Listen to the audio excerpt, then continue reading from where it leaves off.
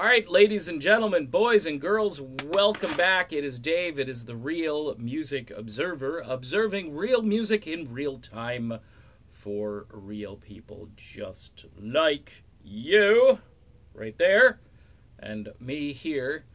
Gene Simmons has confirmed that Kiss will go on without Gene and Paul.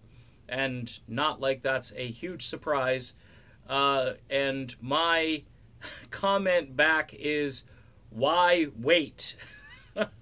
You've got this end of the road tour. You've got Eddie Trunk blowing a gasket on his show. You know, Eddie's voice gets really high up there, and he starts whining. Some people don't, they don't appreciate it. I think it's hysterical when his voice gets all high and whiny because he truly is frustrated. And I appreciate real. I enjoy people who are real, and Eddie when he is just beside himself because Kiss says they're going out on top, they're the best, but yet they're playing to tracks, they're lip syncing, they're doing everything in their power to not actually perform. Some of the fans, by the way, are in denial. I had one guy on Twitter said to me, hey, they just sound better than ever. They sound...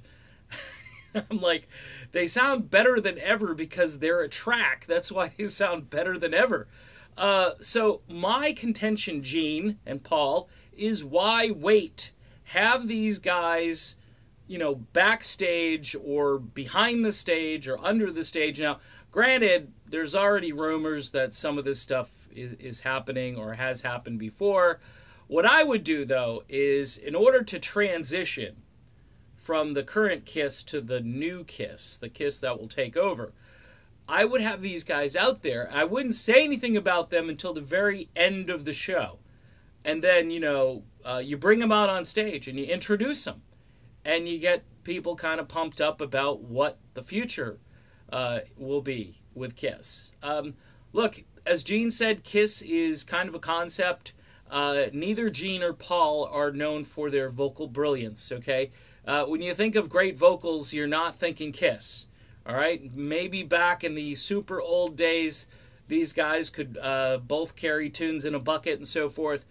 Nowadays, it's not good. We know it's not good, and that's why they're getting some electronic assistance, some digital help, however you want to describe it. You could have these new guys, and by the way, recruit really good sound-alikes. I know there are Kiss tribute bands out there. There's got to be somebody in one of these bands that sounds like Gene or Paul or both. You got to find people, if you're going to actually do this, to carry the legacy forward.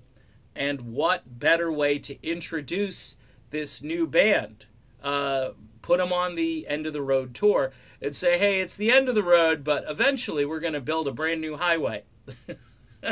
Something like that, you know. 2 days later, you take the trademark out, brand new highway or something. Indicate that, yeah, we needed to file a trademark for that because Kiss is coming back.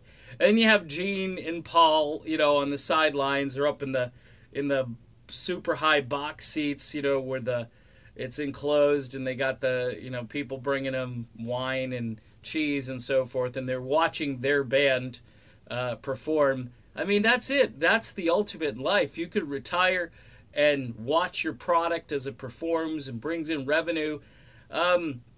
Yes, we're living in strange days. That's why yours truly likes to emphasize new music, because we're not getting replacements, folks. What we're getting is people who are going to replace these original groups, and they're all going to be tribute bands eventually. And will they record new music? Who knows? They're just going to, you know, hold those standards high and play them, and people are going to ooh and ah, but wow, that sounded a lot like the original. Well, here's a band from last year. This group here from, I believe it's either Spain or Greece. I'm going to go with Spain, believe it or not. Yeah, they're called Tequila Sunrise. They took an Eagles song, but they don't sound like the Eagles. They sound kind of like Kiss. Their album is called Danger Zone. The album sort of reminds me of like an Icon or a Rat album cover, something like that. It's good stuff. It really is. The dude kind of sounds a little like Paul Stanley singing. So That's the reason I brought it into the video. So, in any event, Kiss hits the end of the road, but really, it's never the end of the road when you're talking Gene Simmons and Paul Stanley. These guys are shrewd, and they'll be getting revenue forever, folks. Their families, their estates, their grandkids, everybody's going to be well taken care of. I'm just wishing I was a relative, and then, you know, I could I could maybe cash in, but I probably don't have enough time either. All right, done with this video. Be back with more exciting info soon.